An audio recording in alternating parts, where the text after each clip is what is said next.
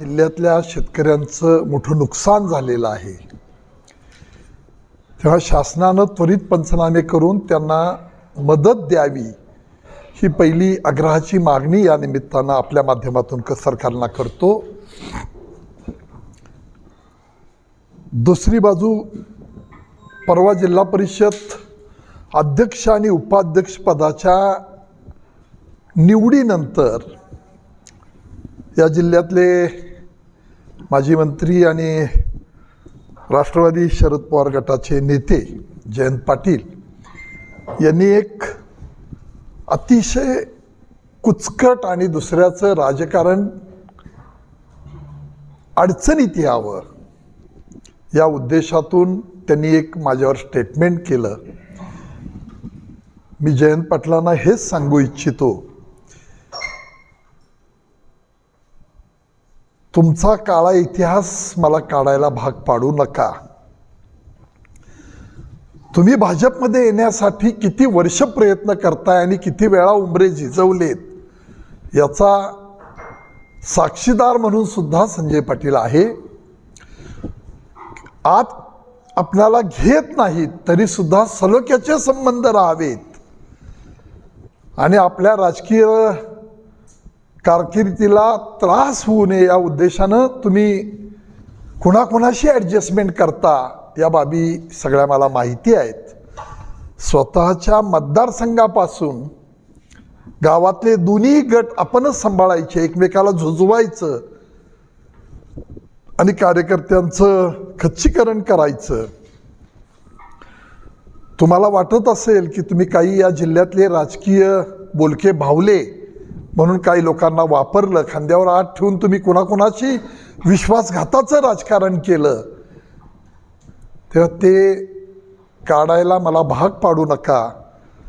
संजय पाटील हा संघर्षातनं तयार झालेला, लोकांनी तयार केलेला कार्यकर्ता आहे। लोकसभेला पराभव झाला, विधानसभेला पराभव झाला, त्याला कारणं अनेक आहेत, पण कुणाच्या दारामध्ये जाऊन माझं राजकीय पुनर्वसन करा म्हणणारा हा संजय पाटील नाही।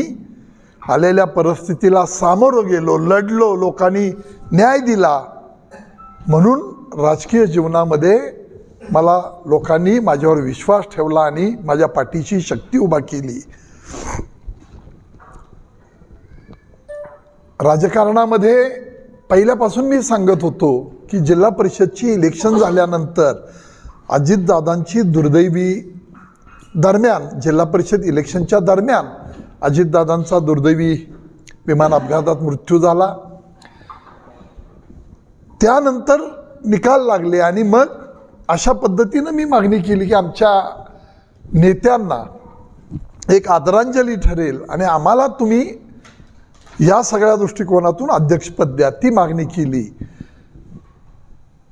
पण आदल्या दिवशी ती चर्चा झाली, त्यांनी सांगितलं की देऊ शकत नाही, आत्ता पुढं बघू।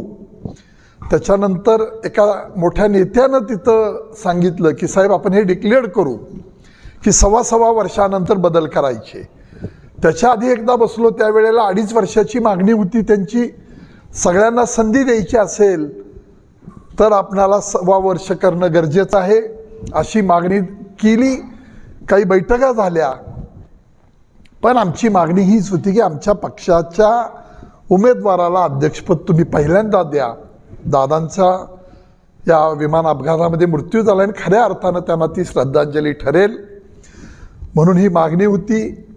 त्या दिवशी आमच्या बैठक झाली आणि काही घडामोडी, आज मी त्या बोलू इच्छित नाही, पण काही घडामोडी मला तिथं समजल्यानंतर मी सरळ, आम्ही माणसं सगळी बसलो होतो, सगळे नेते होतो, तिथं मी ती विचारणा केली आणि मग मी ठरवलं की अशा विश्वासघातकी माणसांच्या बरोबर राहण्यापेक्षा आपल्या पक्षाच्या नेत्या सुनेत्रा वहिनींचे फोन आले, पार्थ पवारांचे फोन आले, मुख्यमंत्री महोदयांनी सांगितलं की आपण सगळं हे मिळून करूया, म्हणून मग मी तिथं जाऊन तिथनं तशा 3 महिलाही तयार होत्या, पण मी आज नावं इच्छित नाही, त्यांना तिथं ते सभापतीपद देतील, पण 3ही महिला तयार होत्या। अशी 5 माणसांची जुळणी होती पण लाईट घालवली, महिलांना भीती घातली, फोन काढले, अनेक बाबी झाल्या. संजय पाटील गाडीतनं, आम्ही 4-5 जण होतो, त्यात बाबासाहेब तात्या आमचा होता, प्रमोद शेंडगे होतो, मी होतो आणि कोण एक 4घच गाडीत होतो. आम्ही तिथनं जाऊन आणली. संजय पाटलाचं धाडस तुम्ही बघितलंय. काल निकाल लागल्यावर सुद्धा एकटा संजय पाटील त्या घोळक्यातनं तिथं आला. घोषणा माझ्याजवळ, मी ज्यावेळी या जवळ आलो त्या बंद झाल्या होत्या. या सगळ्या प्रक्रिया त्यांना माहिती आहेत. त्या विषयाकडं जयंत पाटलांनी आगीशी खेळ खेळू नये. ज्यांनी विश्वासघाताचं राजकारण आयुष्यभर केलं आणि भाजपमध्ये येण्यासाठी काय काय चाललंय ते मला बोलायला लावू नका. तुम्ही तुमच्या पक्षाचे जरूर नेते आहात. तुम्ही मला पाठवून देण्याइतपत मी कधी तुमचं नेतृत्व स्वीकारलेलं नाही, कधी नेता म्हणून तुम्हाला मानलेलं नाही, किंवा नेता म्हणून तुम्ही मला कधी मदत केलेली नाही. त्यामुळं या सगळ्या प्रक्रियेमधून तुम्ही जे काही बालिशपणाचं, पोरकटपणाचं वक्तव्य केलं आणि कुठंतरी पार्टीमध्ये संभ्रमावस्था असावी अशा पद्धतीची चाल खेळली, ती परत खेळू नका. या निमित्तानं त्यांना माझा इशारा आहे. तुमचं असं तुमचं म्हणणं येतंय, चर्चा उघड काय असते याला महत्व नाही.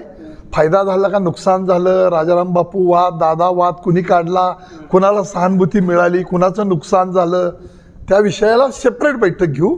आज ह्या प्रश्नाला उत्तर एवढंच आहे माझं. शशिकांत जयंत पाटला असं वक्तव्य करून तुमच्या हे करायचं काय साध्य केलं त्याने? आता त्यांनीच विचारलं पाहिजे राजकीय दृष्ट्या. तुमच्या त्या ज्या मंडळीत तुम्ही मदत केली त्याचा तुमचा विश्वास आहे ना? काय जयंत पाटील काय म्हटले म्हणून काय असं कसं? मी काय बोलका भावलाय काय कोणाला तर ग बसून ऐकून घ्यायला? ती हिंमत संजय पाटलाच्या जाई म्हणूनच उत्तर देतोय ना. पण महापालिका निवडणुकीत सुद्धा काका तुमचाच पुढाकार होता. मला वाटतं 2 राष्ट्रवादी आणि हे सगळं एकत्रित तुम्हीच पुढाकार घेऊन निवडणुकीला प्रयत्न केले. महापालिकेला काय झालं तुम्ही बघितलं. म्हणून आत्ता सेपरेट बैठक त्याला घेऊ. कोण भाजपला जाऊन भेटलं, आमची 3 घ्या, आम्हाला पद द्या, सगळं शशिकांत माहिती आहे, साक्षीदार आहे. तेव्हा एवढाच इशारा आहे की तुम्ही पुढे जर तुम्हाला लई खुमखुमी असेल भांडायची तर सगळा इतिहास काढेन. 15-20 प्रेस कॉन्फरन्स घ्याव्या लागतील क्रमशः म्हणून. एवढा काळा इतिहास सगळा आहे. आपला स्वभाव कसा आहे, आपण कसे वागता, कुणाला कसं खेळवलं, कुणाचं विश्वासघातानं राजकारण संपवलं, मतदारसंघात काय आहे, सगळंच काढावं लागेल. प्रस्ताव तुम्ही अंडरस्टँडिंग करून बिनविरोधसाठी किंवा एकत्रित, तर त्यावेळी तुम्ही पुढे बघूया असं म्हटलं होता. त्यानंतर हे सगळं झालेलं आहे. असं काय नेमकं झालं का प्रयत्न की बाबा एकत्रित निवडणुका किंवा जयंत पाटलांशी तुमची त्यावेळी चर्चा झाली का? अशी काय इतर स्वतंत्र असं काही झालेलं नाही. कुणीही कुणाशी बोललेलं नाही. जी माणसं निवडून आली, आम्ही फोकस केला होता पंचायत समितीकडं. 35-36 वर्ष आमच्या हातातनं ती सत्ता गेलेली होती.